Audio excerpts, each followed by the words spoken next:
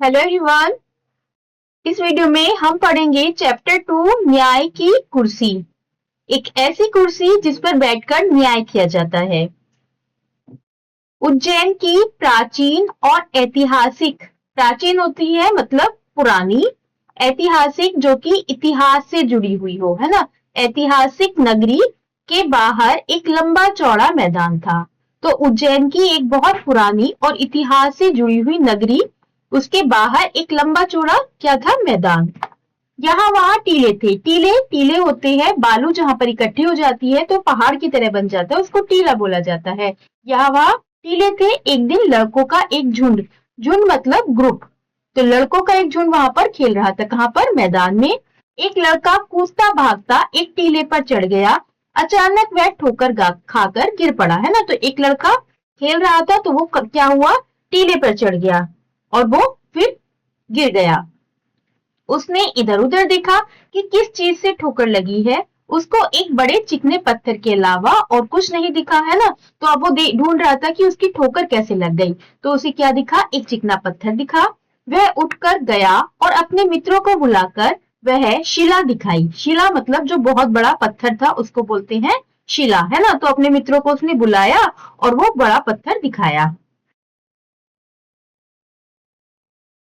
फिर शान से उस पर बैठकर बोला, है ना। और फिर वो उस पत्थर पर बैठ गया।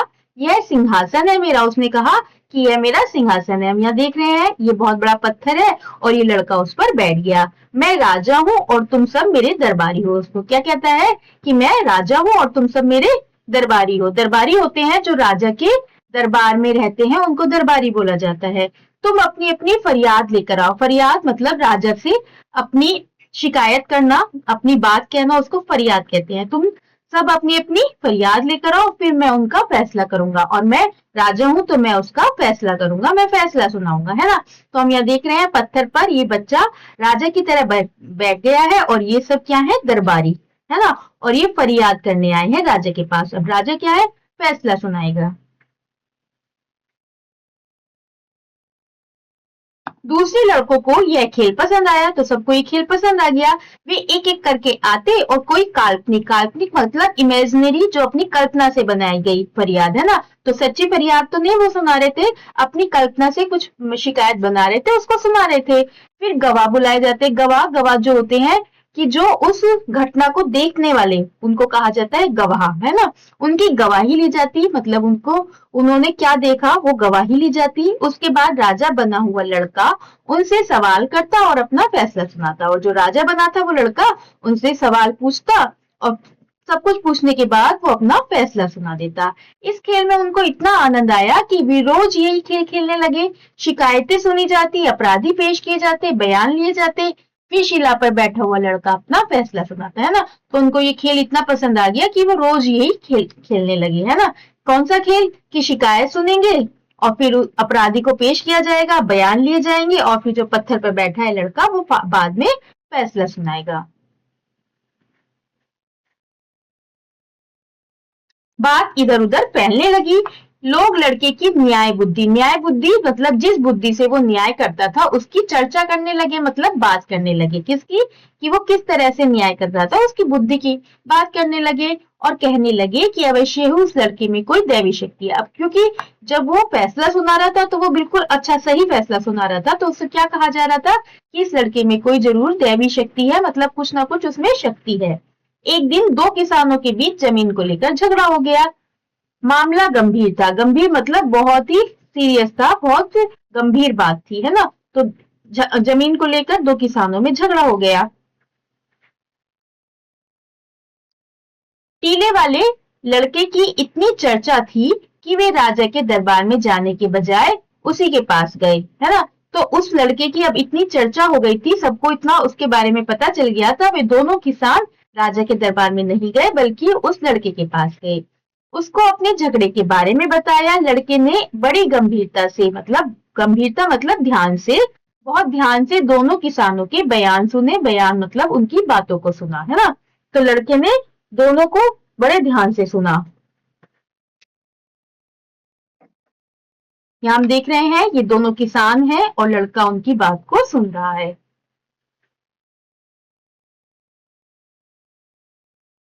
उसके बाद उसने जो फैसला सुनाया, मतलब जो जिस तरह से वो खेल खेल में फैसला सुनाता था, उसी तरह से उसने किसानों की बात को सुनकर भी फैसला सुनाया। उसे सुनकर भी दंग रह गए, दंग मतलब आश्चर्यचकित रह गए।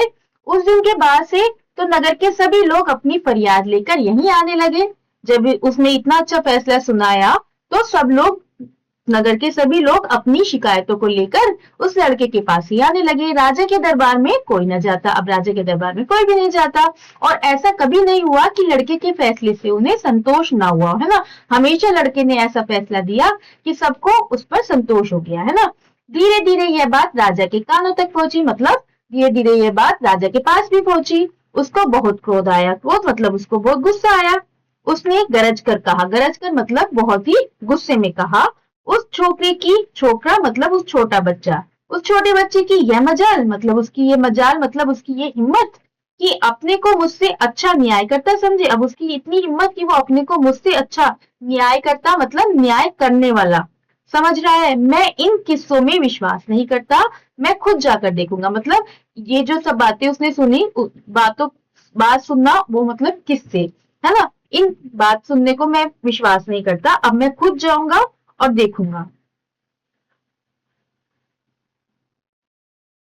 ऐसा कहकर राजा अपने लाव लश्कर होता है मतलब अपनी सेना और जो भी उसके साथ चलने वाले हैं, सबके साथ उस मैदान में पहुंचा जहां लड़के अपना प्रिय खेल खेल रहे थे, है ना। अब वो उस मैदान में पहुंचा, सभी के साथ, सभी को साथ में लेकर, अपने सेनापति वगैरह को, जहां पर वो लड़का खेल खेलता था। बड़ी देर तक राजा उनका खेल देखता रहा। वह स्तंभित, स्तंभित होता है आश्चर्यचकित रह गया, है ना। अब उनका खेल देखकर वो आश्चर्यचकित रह गया राजा। उसने अपने मंत्री से कहा, लड़का सचमुच बहुत बुद्धिमान है, इतनी छोटी उम्र में इतनी बुद्धि का होना आश्चर्य की बात है। इसकी न्याय बुद्धि के आगे तो बड़ों बड़ों को लोहा मानना पड़ेगा। लोहा मानना मतलब उसकी बात को मानना, है ना, उसकी बात को सर्वोपरि मानना।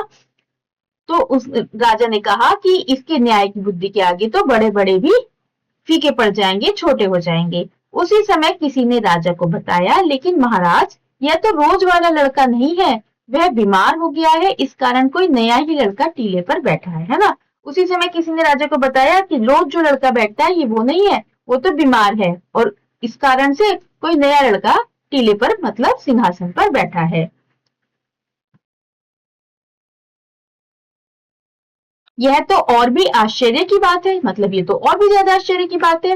हो ना हो पत्थर की इस कुर्सी में ही कोई चमत्कार है। अब राजा ने कहा कि अगर ये दूसरा लड़का भी इतना अच्छा न्याय कर रहा है तो जरूर इस कुर्सी में कोई चमत्कार है, मैं इसकी जांच करूंगा। वो राजा जो है उस पत्थर की जांच करता है, तो उस पत्थर की जगह पर ये कुर्सी निकल के आती है ना, न्याय की कुर्सी।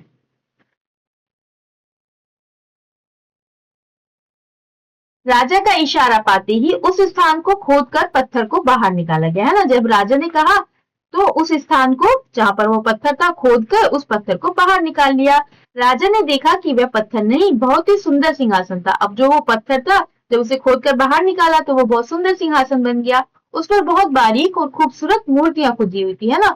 तो यहाँ हम देख रहे हैं ये बहुत सुंदर मूर्तियां खुदी हुई थी उस पर। उसके चारों पायों पर चार देवदूतों की मूर्तियां बनी हुई थी। तो उसके एक पाया ये और दो पीछे, चारों पर चार देवदूतों की मूर्तियां बनी हुई थी। चारों ओर खबर फैल गई, बात ही बात में ये अच्छी खासी भीड़ जमा हो गई, है ना। जब चारों ओर वो खबर फैल गई तो वहां पर बहुत भीड़ जमा हो गई। विद्वान पंडितों, ये राजा है और ये न्याय की कुर्सी का जो एक पहिया है, और ये देवदूत की मूर्ति यहाँ पर हम देख रहे हैं। विद्वान पंडितों ने बताया कि वह कोई ऐसा वैसा सिंहासन नहीं था, सदियों पुराना, सदियों मतलब 100 साल पुराना राजा विक्रमादित्य का सिंहासन था। तो जो सिंहासन था, तो विद्वानों ने क्या बताया कि राजा विक्रमादित्य का सिंहासन था।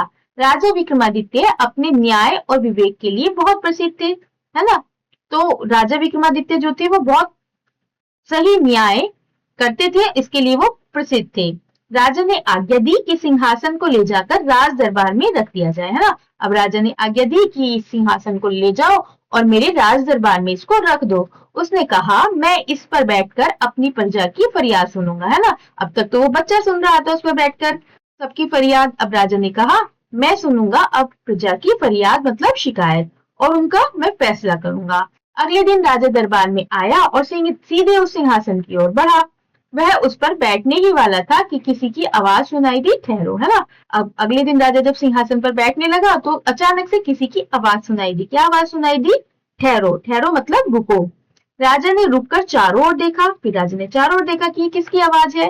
कोई नजर नहीं आया राजा को, कोई भी दिखाई नहीं दिया। वह फिर सिंहासन की ओर बढ़ा।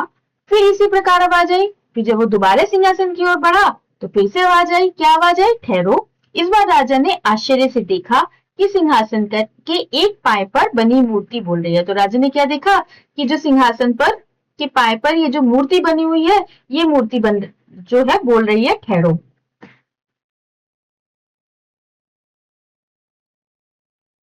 मूर्ति ने कहा, क्या तुम इस सिंहासन पर बैठने योग्य हो? क्या तुम्हें पूरा विश्वास है कि तुमने कभी चोरी नहीं की है ना? तो मूर्ति ने कहा कि तुम्हें विश्वास है कि तुमने कभी चोरी नहीं की है। अगर तुमने चोरी नहीं की है तो ही तुम इस सिंहासन पर बैठ सकते हो।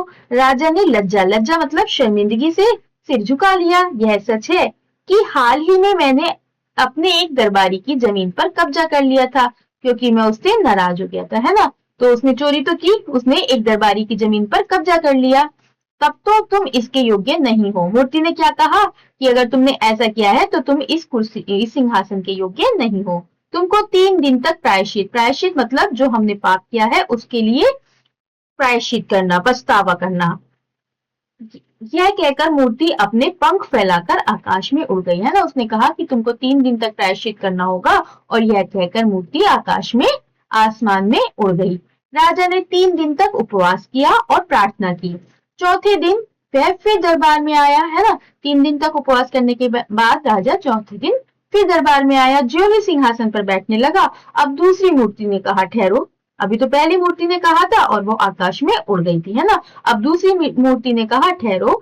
तुम विश्वास के साथ कह सकते हो कि तुमने कभी झूठ नहीं बोला। पहली मूर्ति ने क्या कहा था कि तुमने कभी चोरी नहीं की। अब दूसरी ने कहा, क्या तुम विश्वास से कह सकते हो कि तुमने कभी झूठ नहीं बोला? राजा सक पकाया मतलब घबरा गया। झूठ तो उसने किसी न किसी मुसीबत से बचने के लिए कई बार बोला था, है ना। तो राजा ने झूठ तो कई बार बोला था। अब राजा पीछे हट गया। दूसरी मूर्ति भी पंख फैलाकर आकाश में उड़ गई। राजा ने 3 दिन तक फिर से उपवास किया, पूजा पाठ किया।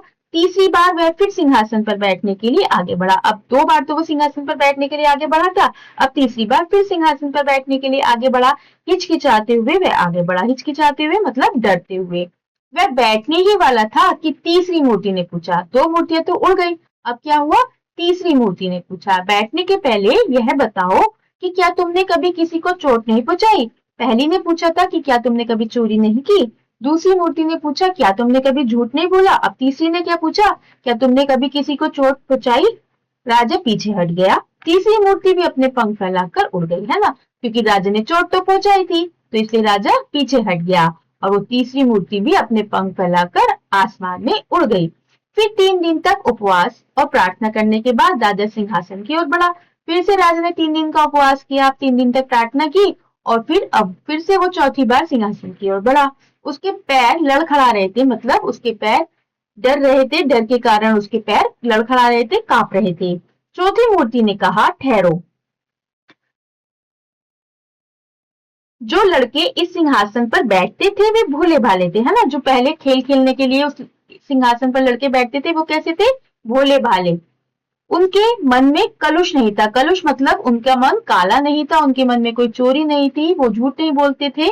अगर तुमको विश्वास है कि तुम इस योग्य हो तो इस सिंहासन पर बैठ सकते हो। अगर तुमको लगता है कि तुम उन बच्चों की तरह हो, इस योग्य हो कि तुम्हारे मन में कोई कलुष नहीं है, तो तुम इस सिंहासन पर बैठ सकते हो। राजा बड़ी देर तक सोचता रहा। फिर उसने मन ही मन कहा, अगर एक लड़का इस सिंहासन पर बैठ सकता है तो भला मैं क्यों नहीं बैठ सकता। अब उसने खुद को उस लड़के की तरह माना कि जब वे लड़के सिंहासन पर बैठ सकते हैं तो फिर तो मैं भी बैठ सकता हूँ। मैं राजा हूँ, मुझसे ज्यादा धनवान, बलवान और बुद्धिमान भला और कौन होगा। अब राजा को घमंड था, किसका? अपने धन का, अपने बल का और अपनी बुद्धि का। मैं अवश्य इस सिंहासन पर बैठने योग्य हूँ। राजा ने कहा कि मैं इस सिंहासन पर बैठने योग्य हूँ। अब हम देख रहे हैं कि ये जो है सिंहासन और ये चौथी मूर्ति है ना, और ये राजा। यह कहकर राजा जो है सिंहासन की ओर दृढ़, दृढ़ मतलब मजबूत, मजबूत कदमों से बढ़ा, है ना। उसको विश्वास हुआ कि मैं सिंहासन पर बैठ सकता हूँ, मेरे मन में कोई कालापन नहीं है। लेकिन उसी समय चौथी मूर्ति पंख फैलाकर सिंहासन समेत आकाश में उड़ गई, है ना। जैसे ही वो आगे सिंहासन पर बैठने की ओर बढ़ा, तो उस समय चौथी मूर्ति भी पंख फैलाकर, अब क्या हुआ, चौथी मूर्ति सिंहासन को अपने साथ लेकर ही आकाश में उड़ गई। ये हम देख रहे हैं चित्र में, राजा यहाँ खड़ा देख रहा है और ये चौथी मूर्ति सिंहासन को लेकर आकाश में उड़ गई। तो ये जो कहानी है ये लिखी है लीलावती भागवत ने। मैं आशा करती हूँ आपको बहुत अच्छे से समझ आई होगी। अगर आपका कोई भी डाउट हो तो मुझसे कमेंट में जरूर पूछना। वीडियो अगर हेल्पफुल रही हो तो वीडियो को लाइक, शेयर और चैनल को सब्सक्राइब जरूर करना। धन्यवाद।